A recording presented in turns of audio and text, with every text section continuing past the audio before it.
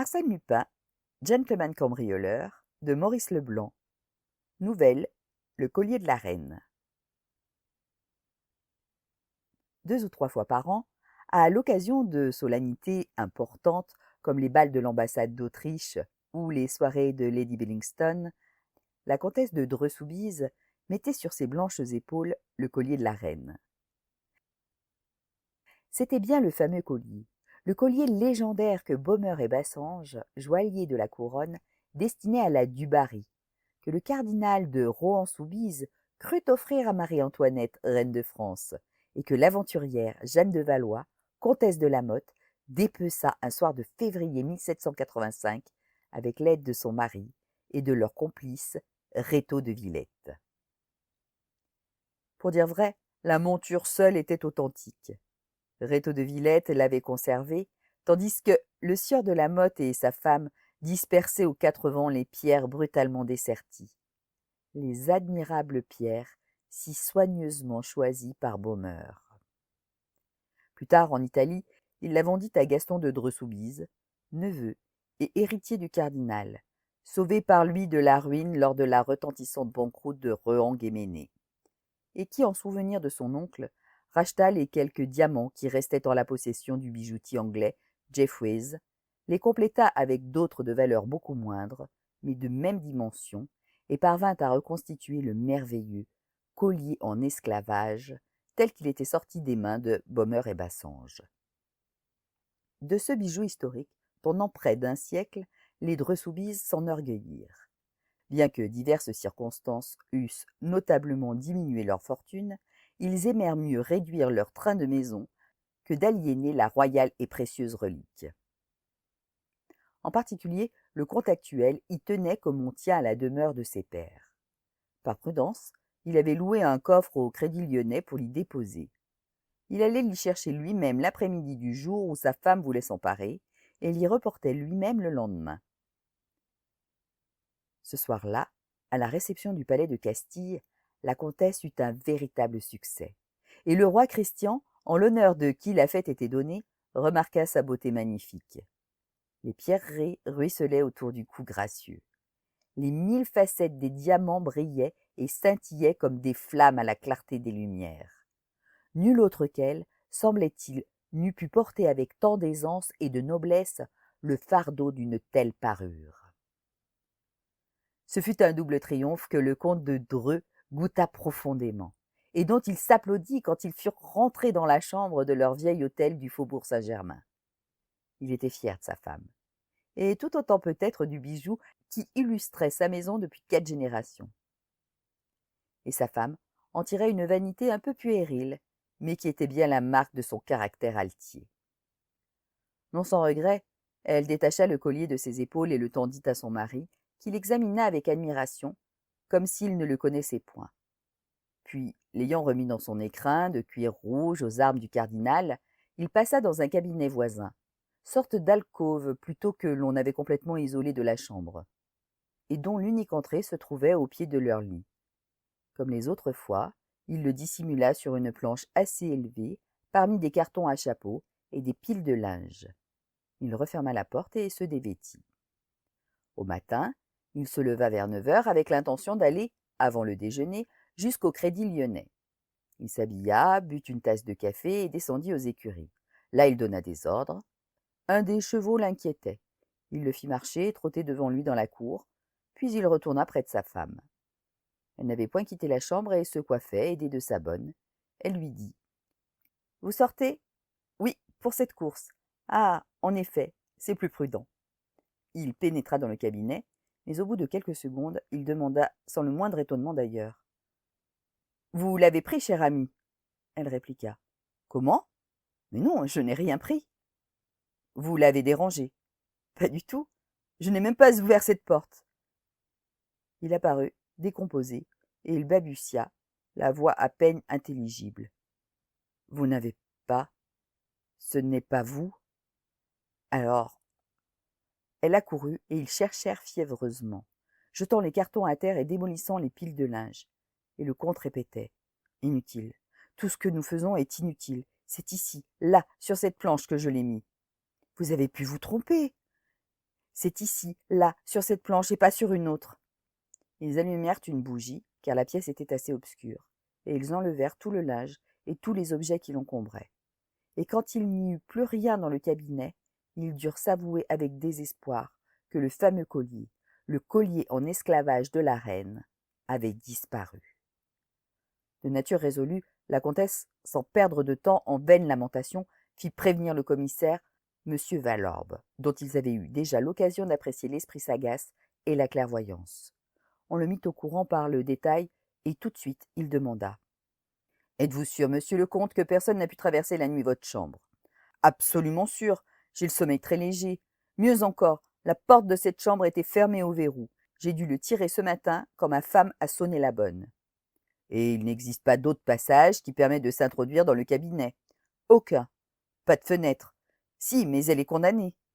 Je désirerais m'en rendre compte. » On alluma des bougies, et aussitôt M. Valorbe fit remarquer que la fenêtre n'était condamnée qu'à mi-hauteur par un bahut, lequel en outre ne touchait pas exactement aux croisées. « Il y touche suffisamment, » répliqua M. de Dreux, « pour qu'il soit impossible de le déplacer sans faire beaucoup de bruit. »« Et sur quoi donne cette fenêtre ? » ?»« Sur une courette intérieure. »« Et vous avez encore un étage au-dessus de celui-là ? » ?»« Deux, mais au niveau de celui des domestiques, la courette est protégée par une grille à petites mailles. C'est pourquoi nous avons si peu de jour. D'ailleurs, quand on eut écarté le bahut, on constata que la fenêtre était close, ce qui n'aurait pas été si quelqu'un avait pénétré du dehors. À moins, observa le comte, que ce quelqu'un ne soit sorti par notre chambre. Auquel cas, vous n'auriez pas trouvé le verrou de cette chambre poussé. Le commissaire réfléchit un instant, puis se tournant vers la comtesse. « Savait-on dans votre entourage, madame, que vous deviez porter ce collier hier soir ? » ?»« Certes, je ne m'en suis pas caché, mais personne ne savait que nous l'enfermions dans ce cabinet. »« Personne ? » ?»« Personne, à moins que… » »« Je vous en prie, madame, précisez. C'est là un point des plus importants. » Elle dit à son mari. « Je songeais à Henriette. »« Henriette ? Elle ignore ce détail comme les autres. En es-tu certain ? » ?»« Quelle est cette dame ? » interrogea M. Valorbe. « Une amie de couvent qui s'est fâchée avec sa famille pour épouser une sorte d'ouvrier. À la mort de son mari, je l'ai recueillie avec son fils, et je leur ai meublé un appartement dans cet hôtel. » Et elle ajouta avec embarras. « Elle me rend quelques services. Elle est très adroite de ses mains. »« À quel étage habite-t-elle ? » ?»« Au nôtre, pas loin du reste, à l'extrémité de ce couloir. » Et même, j'y pense, la fenêtre de sa cuisine ouvre sur cette courette, n'est-ce pas ? Oui, juste en face de la nôtre. Un léger silence suivit cette déclaration. Puis M. Valorbe demanda qu'on le conduisît auprès d'Henriette. Ils la trouvèrent en train de coudre, tandis que son fils Raoul, un bambin de 6 à 7 ans, lisait à ses côtés. Assez étonné de voir le misérable appartement qu'on avait meublé pour elle et qui se composait au total d'une pièce, sans cheminée et d'un réduit servant de cuisine, le commissaire la questionna. Elle parut bouleversée en apprenant le vol commis. La veille au soir, elle avait elle-même habillé la comtesse et fixé le collier autour de son cou. « Seigneur Dieu !» s'écria-t-elle. « Qui m'aurait jamais dit ?»« Et vous n'avez aucune idée ? Pas le moindre doute ? Il est possible cependant que le coupable ait passé par votre chambre. » Elle rit de bon cœur, sans même imaginer qu'on pouvait l'effleurer d'un soupçon. « Mais je n'ai pas quitté ma chambre, je ne sors jamais, moi. Et puis, vous n'avez donc pas vu ?» Elle ouvrit la fenêtre du réduit. « Tenez, il y a bien 3 mètres jusqu'au rebord opposé. »« Qui vous a dit que nous envisagions l'hypothèse d'un vol effectué par là ? Mais le collier n'est-il pas dans le cabinet ? Comment le savez-vous ? Dame, j'ai toujours su qu'on l'y mettait la nuit. On en a parlé devant moi. » Sa figure encore jeune, mais que les chagrins avaient flétrie, marquait une grande douceur et de la résignation. Cependant, elle eut soudain, dans le silence, une expression d'angoisse, comme si un danger lui menaçait. Elle attira son fils contre elle. L'enfant lui prit la main et l'embrassa tendrement. « Je ne suppose pas, dit M. de Dreux au commissaire, quand ils furent seuls, je ne suppose pas que vous la soupçonniez. Je réponds d'elle, c'est l'honnêteté même. » « Oh, je suis tout à fait de votre avis, affirma M. Valorbe. C'est tout au plus si j'avais pensé à une complicité inconsciente. Mais je reconnais que cette explication doit être abandonnée, d'autant qu'elle ne résout nullement le problème auquel nous nous heurtons. » Le commissaire ne poussa pas plus avant cette enquête que le juge d'instruction reprit et compléta les jours suivants. On interrogea les domestiques, on vérifia l'état du verrou, on fit des expériences sur la fermeture et sur l'ouverture de la fenêtre du cabinet, on explora la courette de haut en bas. Tout fut inutile. Le verrou était intact. La fenêtre ne pouvait s'ouvrir ni se fermer du dehors. Plus spécialement, les recherches visèrent Henriette, car malgré tout on en revenait toujours de ce côté.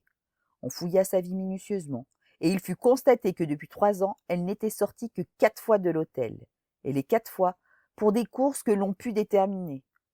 En réalité, elle servait de femme de chambre et de couturière à madame de Dreux, qui se montrait à son égard d'une rigueur dont tous les domestiques témoignèrent en confidence. D'ailleurs, disait le juge d'instruction, qui, au bout d'une semaine, aboutit aux mêmes conclusions que le commissaire, en admettant que nous connaissions le coupable, et nous n'en sommes pas là, nous n'en saurions pas davantage sur la manière dont le vol a été commis. Nous sommes barrés à droite et à gauche par 2 obstacles, une porte et une fenêtre fermée. Le mystère est double. Comment a-t-on pu s'introduire et comment, ce qui était beaucoup plus difficile, a-t-on pu s'échapper en laissant derrière soi une porte close au verrou et une fenêtre fermée? Au bout de 4 mois d'investigation, l'idée secrète du juge était celle-ci. Monsieur et madame de Dreux, pressés par des besoins d'argent qui, de fait, étaient considérables, avaient vendu le collier de la reine. Il classa l'affaire. Le vol du précieux bijou porta aux Dreux-Soubise un coup dont ils gardèrent longtemps la marque. Leur crédit n'étant plus soutenu par la sorte de réserve que constituait un tel trésor, ils se trouvèrent en face de créanciers plus exigeants et de prêteurs moins favorables. Ils durent couper dans le vif, aliéner, hypothéquer. Bref, c'eût été la ruine si 2 gros héritages de parents éloignés ne les avaient pas sauvés. Ils souffrirent aussi dans leur orgueil, comme s'ils avaient perdu un quartier de noblesse. Et chose bizarre, ce fut à son ancienne amie de pension que la comtesse s'en prit. Elle ressentait contre elle une véritable rancune et l'accusait ouvertement. On la relégua d'abord à l'étage des domestiques, puis on la congédia du jour au lendemain. Et la vie coula sans événement notable. Ils voyagèrent beaucoup. Un seul fait doit être relevé au cours de cette époque. Quelques mois après le départ d'Henriette, la comtesse reçut d'elle une lettre qui la remplit d'étonnement.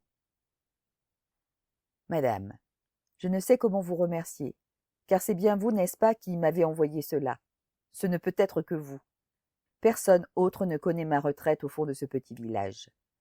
Si je me trompe, excusez-moi et retenez du moins l'expression de ma reconnaissance pour vos bontés passées. » Que voulait-elle dire?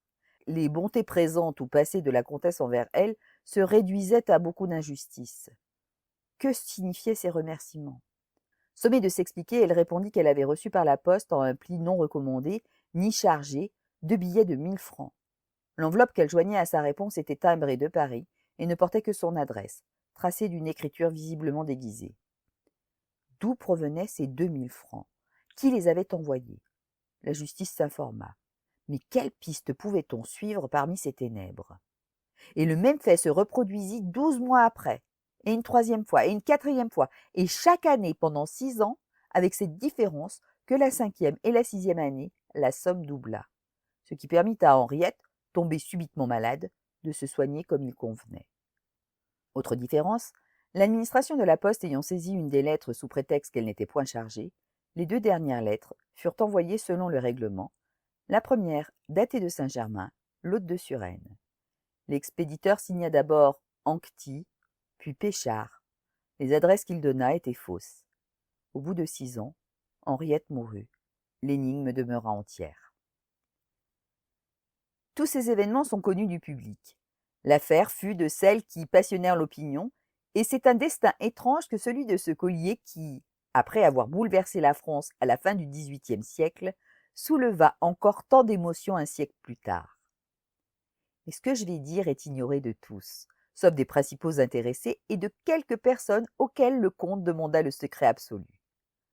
Comme il est probable qu'un jour ou l'autre elles manqueront à leurs promesses, je n'ai, moi, aucun scrupule à déchirer le voile, et l'on aura ainsi, en même temps que la clé de l'énigme, l'explication de la lettre publiée par les journaux d'avant-hier matin, lettre extraordinaire qui ajoutait encore, si c'est possible, un peu d'ombre et de mystère aux obscurités de ce drame.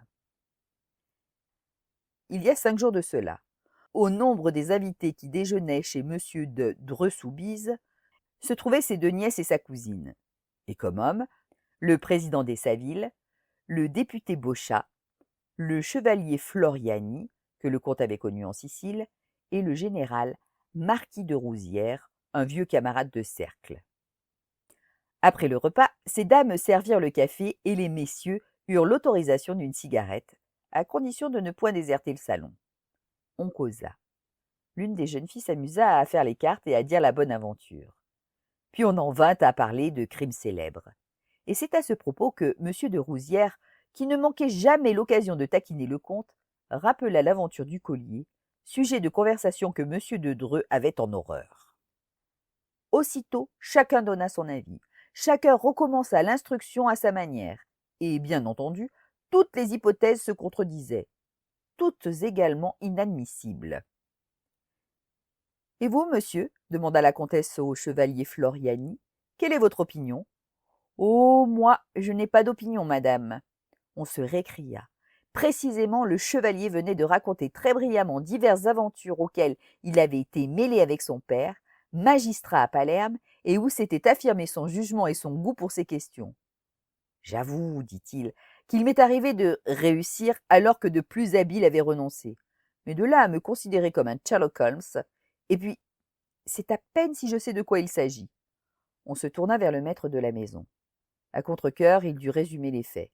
Le chevalier écouta, réfléchit, posa quelques interrogations et murmura. « C'est drôle. À première vue, il ne me semble pas que la chose soit si difficile à deviner. » Le comte haussa les épaules. Mais les autres personnes s'empressèrent autour du chevalier et il reprit d'un ton un peu dogmatique. En général, pour remonter à l'auteur d'un crime ou d'un vol, il faut déterminer comment ce crime ou ce vol ont été commis, ou du moins ont pu être commis. Dans le cas actuel, rien de plus simple selon moi, car nous nous trouvons en face non pas de plusieurs hypothèses, mais d'une certitude unique, rigoureuse et qui s'énonce ainsi. L'individu ne pouvait entrer que par la porte de la chambre ou par la fenêtre du cabinet. Or, on n'ouvre pas de l'extérieur une porte verrouillée, donc il est entré par la fenêtre. Elle était fermée et on l'a retrouvée fermée, déclara nettement M. de Dreux. Pour cela, continua Floriani sans relever l'interruption, il n'a eu besoin que d'établir un pont, planche ou échelle, entre le balcon de la cuisine et le rebord de la fenêtre, et dès que l'écrin. Mais je vous répète que la fenêtre était fermée, s'écria le comte avec impatience. Cette fois, Floriani dut répondre. Il le fit avec la plus grande tranquillité, en homme qu'une objection aussi insignifiante ne trouble point. Je veux croire qu'elle l'était. Mais n'y a-t-il pas un vasistas? Comment le savez-vous? D'abord, c'est presque une règle dans les hôtels de cette époque. Et ensuite, il faut bien qu'il en soit ainsi, puisque autrement, le vol est inexplicable. En effet, il y en a un, mais il était clos comme la fenêtre. On n'y a même pas fait attention. C'est un tort, car si on y avait fait attention, on aurait vu évidemment qu'il avait été ouvert. Et comment? Je suppose que, pareil à tous les autres, il s'ouvre au moyen d'un fil de fer tressé, muni d'un anneau à son extrémité inférieure. Oui, et cet anneau pendait entre la croisée et le bahut. Oui, mais je ne comprends pas. Voici. Par une fente pratiquée dans le carreau, on a pu, à l'aide d'un instrument quelconque, mettons une baguette de fer pourvue d'un crochet, agripper l'anneau, peser et ouvrir. Le comte ricana. Parfait, parfait. Vous arrangez tout cela avec une aisance. Seulement vous oubliez une chose, cher monsieur. C'est qu'il n'y a pas eu de fente pratiquée dans le carreau. Il y a eu une fente. Allons donc, on l'aurait vue. Pour voir, il faut regarder, et l'on n'a pas regardé. La fente existe. Il est matériellement impossible qu'elle n'existe pas. Le long du carreau, contre le mastic, dans le sens vertical bien entendu. Le comte se leva. Il paraissait très surexcité. Il arpenta 2 ou 3 fois le salon d'un pas nerveux. Et s'approchant de Floriani. Rien n'a changé là-haut depuis ce jour. Personne n'a mis les pieds dans ce cabinet. En ce cas, monsieur, il vous est loisible de vous assurer que mon explication concorde avec la réalité. Elle ne concorde avec aucun des faits que la justice a constatés. Vous n'avez rien vu, vous ne savez rien, et vous allez à l'encontre de tout ce que nous avons vu et de tout ce que nous savons. Floriani ne sembla point remarquer l'irritation du comte, et il dit en souriant. Mon Dieu, monsieur, je tâche de voir clair, voilà tout. Si je me trompe, prouvez-moi mon erreur. Sans plus tarder. J'avoue qu'à la longue, votre assurance. Monsieur de Dreux mâchonna encore quelques paroles, puis soudain se dirigea vers la porte et sortit. Pas un mot ne fut prononcé. On attendait anxieusement, comme si, vraiment, une parcelle de la vérité allait apparaître. Et le silence avait une gravité extrême. Enfin, le comte apparut dans l'embrasure de la porte. Il était pâle et singulièrement agité. Il dit à ses amis d'une voix tremblante. « Je vous demande pardon. Les révélations de monsieur sont si imprévues. Je n'aurais jamais pensé. » Sa femme l'interrogea avidement. « Parle, je t'en supplie, qu'y a-t-il » Il balbutia. « La fente existe, à l'endroit même indiqué, le long du carreau. » Il saisit brusquement le bras du chevalier et lui dit d'un ton impérieux. « Et maintenant, monsieur, poursuivez. Je reconnais que vous avez raison jusqu'ici, mais maintenant, ce n'est pas fini. Répondez, que s'est-il passé selon vous ?» Floriani se dégagea doucement et après un instant prononça.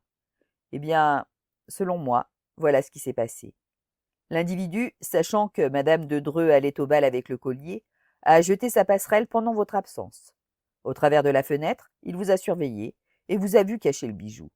Dès que vous êtes parti, il a coupé la vitre et a tiré l'anneau. Soit, mais la distance est trop grande pour qu'il ait pu, par le vasistas, atteindre la poignée de la fenêtre. S'il n'a pu l'ouvrir, c'est qu'il est entré par le vasistas lui-même. Impossible, il n'y a pas d'homme assez mince pour s'introduire par là. Alors, ce n'est pas un homme. Comment? Certes, si le passage est trop étroit pour un homme, il faut bien que ce soit un enfant. Un enfant? Ne m'avez-vous pas dit que votre amie Henriette avait un fils? En effet, un fils qui s'appelait Raoul. Il est infiniment probable que c'est ce Raoul qui a commis le vol. Quelle preuve en avez-vous? Quelle preuve? Il n'en manque pas de preuves. Ainsi, par exemple, cette passerelle. Il n'est pas à croire que l'enfant l'ait apportée du dehors et remportée sans que l'on s'en soit aperçu. Il a dû employer ce qui était à sa disposition. Dans le réduit où Henriette faisait sa cuisine, il y avait, n'est-ce pas, des tablettes accrochées au mur où l'on posait les casseroles. 2 tablettes, autant que je m'en souvienne. Il faudrait s'assurer si ces planches sont réellement fixées au tasseau de bois qui les supporte. Dans le cas contraire, nous serions autorisés à penser que l'enfant les a déclouées, puis attachées l'une à l'autre. Peut-être aussi, puisqu'il y avait un fourneau, trouverait-on le crochet à fourneau dont il a dû se servir pour ouvrir le vasistas. Sans mot dire, le comte sortit, et cette fois les assistants ne ressentirent même point la petite anxiété de l'inconnu qu'ils avaient éprouvée la première fois. Ils savaient de façon absolue que les prévisions de Floriani étaient justes. Il émanait de cet homme une impression de certitude si rigoureuse qu'on l'écoutait non point comme s'il déduisait des faits les uns des autres, mais comme s'il racontait des événements dont il était facile de vérifier au fur et à mesure l'authenticité. Et personne ne s'étonna lorsqu'à son retour le comte déclara « C'est bien l'enfant, c'est bien lui, tout l'atteste. Vous avez vu les planches, le crochet. J'ai vu, les planches ont été déclouées, le crochet est encore là. » Mais madame de Dreux-Soubise s'écria. « C'est lui? Vous voulez dire plutôt que c'est sa mère? Henriette est la seule coupable. Elle aura obligé son fils. » Non, affirma le chevalier. La mère n'y est pour rien. Allons donc, ils habitaient la même chambre. L'enfant n'aurait pu agir à l'insu d'Henriette. Ils habitaient la même chambre, mais tout s'est passé dans la pièce voisine, la nuit, tandis que la mère dormait. Et le collier, fit le comte, on l'aurait trouvé dans les affaires de l'enfant. Pardon, il sortait, lui. Le matin même où vous l'avez surpris devant sa table de travail, il venait de l'école.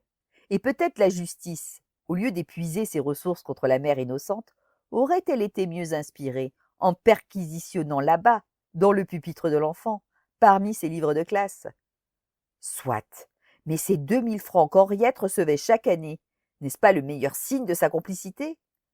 Complice, vous eût-elle remercié de cet argent? Et puis, ne la surveillait-on pas? Tandis que l'enfant est libre, lui. Il a toute facilité pour courir jusqu'à la ville voisine, pour s'éboucher avec un revendeur quelconque et lui céder à vil prix un diamant, 2 diamants, selon le cas, sous la seule condition que l'envoi d'argent sera effectué de Paris, moyennant quoi on recommencera l'année suivante. Un malaise indéfinissable oppressait les Dreux-Soubise et leurs invités. Vraiment, il y avait dans le ton, dans l'attitude de Floriani, autre chose que cette certitude qui, dès le début, avait si fort agacé le comte. Il y avait comme de l'ironie, et une ironie qui semblait plutôt hostile que sympathique et amicale ainsi qu'il eût convenu. Le comte affecta de rire. Tout cela est d'un ingénieux qui me ravit. Mes compliments. Quelle imagination brillante. Mais non, s'écria Floriani avec plus de gravité. Je n'imagine pas, j'évoque des circonstances qui furent inévitablement telles que je les montre. Qu'en savez-vous? Ce que vous-même m'en avez dit. Je me représente la vie de la mère et de l'enfant, là-bas, au fond de la province. La mère qui tombe malade, les ruses et les inventions du petit pour vendre les pierreries et sauver sa mère, ou tout au moins adoucir ses derniers moments. Le mal l'emporte. Elle meurt. Des années passent. L'enfant grandit, devient un homme. Et alors? Et pour cette fois, je veux bien admettre que mon imagination se donne libre cours. Supposons que cet homme éprouve le besoin de revenir dans les lieux où il a vécu son enfance, qu'il les revoie, qu'il retrouve ceux qui ont soupçonné, accusé sa mère. Pensez-vous à l'intérêt poignant d'une telle entrevue dans la vieille maison où se sont déroulées les péripéties du drame? Ces paroles retentirent quelques secondes dans le silence inquiet, et sur le visage de monsieur et madame de Dreux se lisait un effort éperdu pour comprendre. En même temps que la peur, que l'angoisse de comprendre, le comte murmura. « Qui êtes-vous donc, monsieur ?»« Moi, mais le chevalier Floriani, que vous avez rencontré à Palerme et que vous avez été assez bon de convier chez vous déjà plusieurs fois. » Alors, que signifie cette histoire? Oh, mais rien du tout. C'est un simple jeu de ma part. J'essaie de me figurer la joie que le fils d'Henriette, s'il existe encore, aurait à vous dire qu'il fut le seul coupable. Et qu'il le fut, parce que sa mère était malheureuse, sur le point de perdre la place de domestique dont elle vivait, et parce que l'enfant souffrait de voir sa mère malheureuse. Il s'exprimait avec une émotion contenue, à demi levé et penché vers la comtesse. Aucun doute ne pouvait subsister. Le chevalier Floriani n'était autre que le fils d'Henriette. Tout dans son attitude, dans ses paroles le proclamait. D'ailleurs, n'était-ce point son intention évidente, sa volonté même d'être reconnu comme tel? Le comte hésita. Quelle conduite allait-il tenir envers l'audacieux personnage? Sonner? Provoquer un scandale? Démasquer celui qu'il avait dépouillé jadis? Mais il y avait si longtemps. Et qui voudrait admettre cette histoire absurde d'enfant coupable? Non, il valait mieux accepter la situation, en affectant de n'en point saisir le véritable sens. Et le comte, s'approchant de Floriani, s'écria avec enjouement. « Très amusant, très curieux, votre roman. Je vous jure qu'il me passionne. Mais, suivons-vous, qu'est-il devenu ce bon jeune homme, ce modèle des fils? J'espère qu'il ne s'est pas arrêté en si beau chemin. Oh, certes non. N'est-ce pas, après un tel début, prendre le collier de la reine à 6 ans, le célèbre collier que convoitait Marie-Antoinette? Et le prendre, observa Floriani, se prêtant au jeu du comte, le prendre sans qu'il lui en coûte le moindre désagrément, sans que personne ait l'idée d'examiner l'état des carreaux, ou s'avise que le rebord de la fenêtre est trop propre, ce rebord qu'il avait essuyé pour effacer les traces de son passage sur l'épaisse poussière. Avouez qu'il y avait de quoi tourner la tête d'un gamin de son âge. C'est donc si facile. Il n'y a donc qu'à vouloir et à tendre la main. Ma foi, il voulut. Et il tendit la main. « Les deux mains !» reprit le chevalier en riant. Il y eut un frisson. Quel mystère cachait la vie de ce soi-disant Floriani? Combien extraordinaire devait être l'existence de cet aventurier, voleur génial à 6 ans et qui, aujourd'hui, par un raffinement de dilettante en quête d'émotion, ou tout au plus pour satisfaire un sentiment de rancune, venait braver sa victime chez elle, audacieusement, follement, et cependant avec toute la correction d'un galant homme en visite. Il se leva et s'approcha de la comtesse pour prendre congé. Elle réprima un mouvement de recul. Il sourit. « Oh, madame, vous avez peur? Aurais-je donc poussé trop loin ma petite comédie de sorcier de salon ?» Elle se domina et répondit avec la même désinvolture un peu railleuse. « Nullement, monsieur. La légende de ce bon fils m'a au contraire fort intéressée, et je suis heureuse que mon collier ait été l'occasion d'une destinée aussi brillante. Mais ne croyez-vous pas que le fils de cette femme, de cette Henriette, obéissait surtout à sa vocation? Il tressaillit, sentant la pointe, et répliqua. J'en suis persuadé, et il fallait même que cette vocation fût sérieuse pour que l'enfant ne se rebutât point. Et comment cela? Mais oui, vous le savez, la plupart des pierres étaient fausses. Il n'y avait de vraies que les quelques diamants rachetés aux bijoutiers anglais, les autres ayant été vendus, un à un, selon les dures nécessités de la vie. C'était toujours le collier de la reine, monsieur, dit la comtesse avec hauteur. Et voilà, me semble-t-il, ce que le fils d'Henriette ne pouvait comprendre. Il a dû comprendre, madame, que, faux ou vrai, le collier était avant tout un objet de parade, une enseigne. Monsieur de Dreux fit un geste. Sa femme aussitôt le prévint. Monsieur, dit-elle, si l'homme auquel vous faites allusion a la moindre pudeur. Elle s'interrompit, intimidée par le calme regard de Floriani. Il répéta. Si cet homme a la moindre pudeur. Elle sentit qu'elle ne gagnerait rien à lui parler de la sorte, et malgré elle, malgré sa colère et son indignation, toute frémissante d'orgueil humilié, elle lui dit presque poliment. Monsieur, la légende veut que Rétaux de Villette, quand il eut le collier de la reine entre les mains et qu'il en eut fait sauter tous les diamants avec Jeanne de Valois, n'ait point osé toucher à la monture. Il comprit que les diamants n'étaient que l'ornement, que l'accessoire, mais que la monture était l'œuvre essentielle, la création même de l'artiste, et il la respecta. Pensez-vous que cet homme ait compris également? Je ne doute pas que la monture existe. L'enfant l'a respectée. Eh bien, monsieur, s'il vous arrive de le rencontrer, vous lui direz qu'il garde injustement une de ces reliques qui sont la propriété et la gloire de certaines familles, et qu'il a pu en arracher les pierres sans que le collier de la reine cessât d'appartenir à la maison de Dreux-Soubise. Il nous appartient comme notre nom, comme notre honneur. Le chevalier répondit simplement. Je le lui dirai, madame. Il s'inclina devant elle, salua le comte, salua les uns après les autres tous les assistants, et sortit. 4 jours après, madame de Dreux trouvait sur la table de sa chambre un écrin de cuir rouge aux armes du cardinal. Elle l'ouvrit. C'était le collier en esclavage de la reine. Mais comme toutes choses doivent, dans la vie d'un homme soucieux d'unité et de logique, concourir au même but, et qu'un peu de réclame n'est jamais nuisible, le lendemain, l'Écho de France publiait ces lignes sensationnelles. Le collier de la reine, le célèbre bijou historique dérobé autrefois à la famille de Dreux-Soubise, a été retrouvé par Arsène Lupin.